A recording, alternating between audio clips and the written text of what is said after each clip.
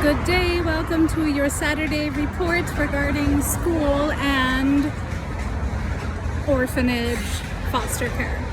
Use Chic Essentials, healthy and happy. Listen to your body. College is the time to do anything and everything, but be careful not to overexert yourself. Take time to rest and rejuvenate. It will remind you that you are important, hardworking, and deserve to be pampered every now and then. Remember that you are beautiful. Cherish your unique body both inside and out. Ignore the tabloids that say all of Hollywood is getting plastic surgery these days. They are chasing an unreal beauty expectation that does not end up being beautiful but, well, boring. Use your on-campus resource.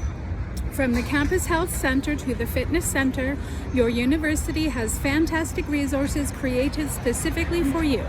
And you're paying for them, so why not use them? Your body and mind will thank you. Surviving Temptation Island. College is the ultimate temptation island. No curfews, no limits on alcohol on Facebook, no reminders to do homework. We could go on, but you get the picture.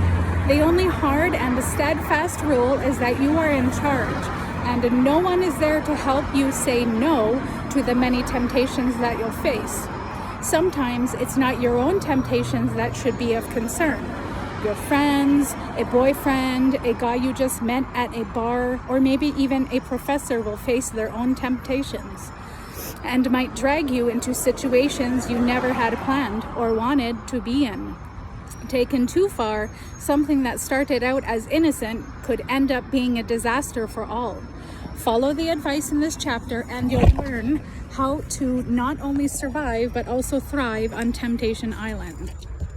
You over-the-top party pals and the ways to deal. Perfectly straightened hair? Check. Super cute new outfit, complete with matching shoes and bag? Check. Your best friend completely plastered before you even head out the door? Uh-oh. Partying with the girls is a great way to de-stress after a tiring week of classes, papers, and exams. And if you haven't heard it before, college is the time to try everything, and hey, you only live once. While college is known as a time for experimenting, there is still work to be done and, well, embarrassing moments to be had. Whether hitting a hot bar or club or hanging out at a frat party, these moments, although fun, can also pose some challenges if you've got a friend who parties a little too hard. So maybe you're not the drunk girl dancing on the stripper pole, puking in the bathroom sink, or making out with a random stranger. But what do you do if one of your friends is? Whether you're finally checking out the frat house down the street, known for throwing killer bashes, kicking it with a few friends on the front porch, or hitting up the bar scene, keep those tips in mind when you're friending out, hanging out with friends who tend to drink a little too much and take things a little too far. So she's embarrassing you. You're at a bar. If she's letting a little too loose on the stripper pole, she might not be the sexiest chick on the dance floor after her 7th beer, but now probably isn't the time to discuss her not-so-suave moves. As long as she isn't popping, locking, and dropping in a way you know would embarrass her if she was sober, let it go. Everyone deserves the chance to go a little crazy on occasion.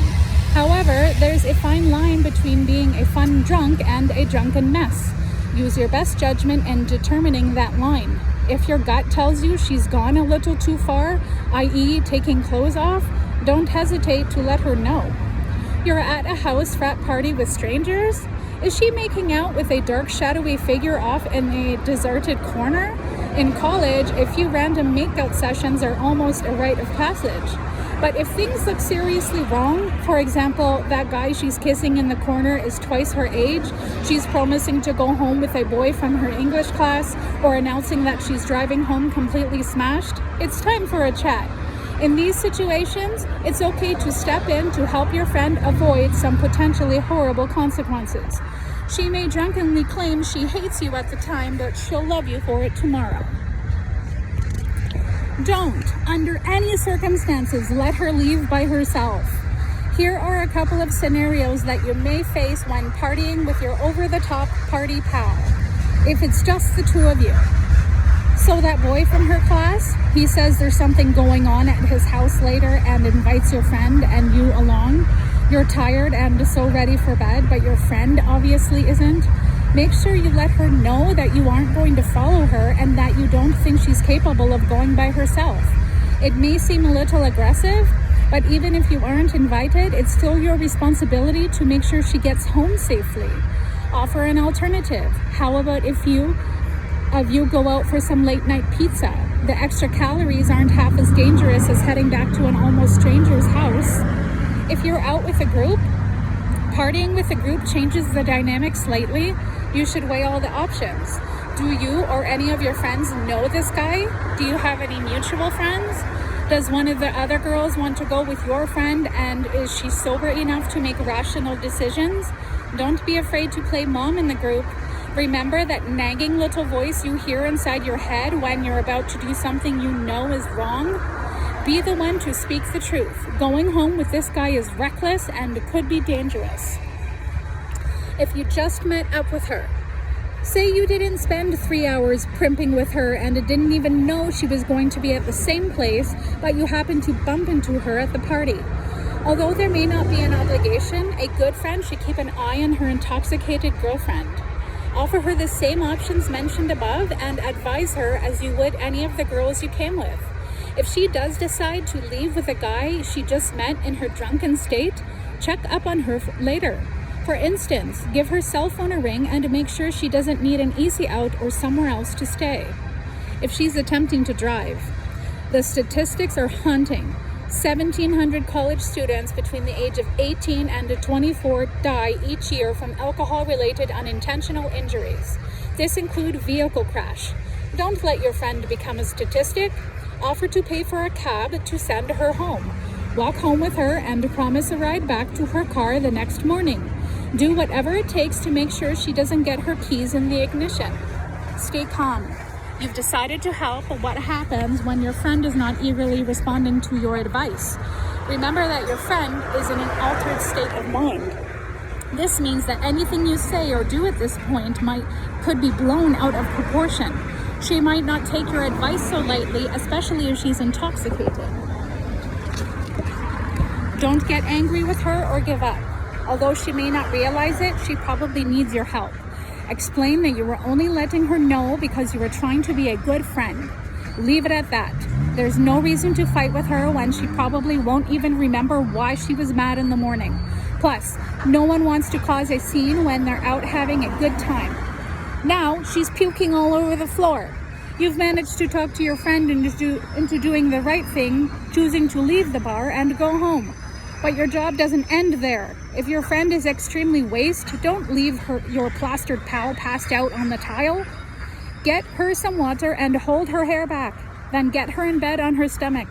Don't forget that she could possibly choke if she's lying on her back. She'll thank you in the morning, even if she's uber hungover.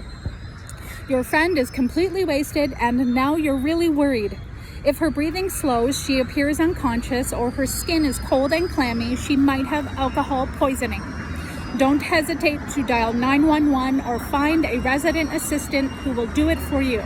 At Princeton, university policy requires that students help severely drunk people by contacting local medical or safety personnel or local police. And don't worry, neither you nor the people you help will be disciplined for intoxication. Even if your school does not have this policy, always take care of a friend in need. A common occurrence? People can develop psychological and physical dependency on alcohol, and alcoholism can occur in people as early as college. It's not uncommon at all. In fact, 31% of college students meet criteria for substance abuse and 6% meet the criteria for alcohol dependence. Everybody likes to have fun and relax in his or her own way after a long, stressful week. But if your friend is drinking every night, drinking alone, or can't control or stop herself while she is drinking, she could be developing alcoholism. You'll be doing her a favor if you sit down and talk to her about her drinking. Need more information on alcoholism? Check out www.alcoholismabout.com for tons of information about alcoholism and other forms of substance abuse, including an alcohol abuse screening quiz.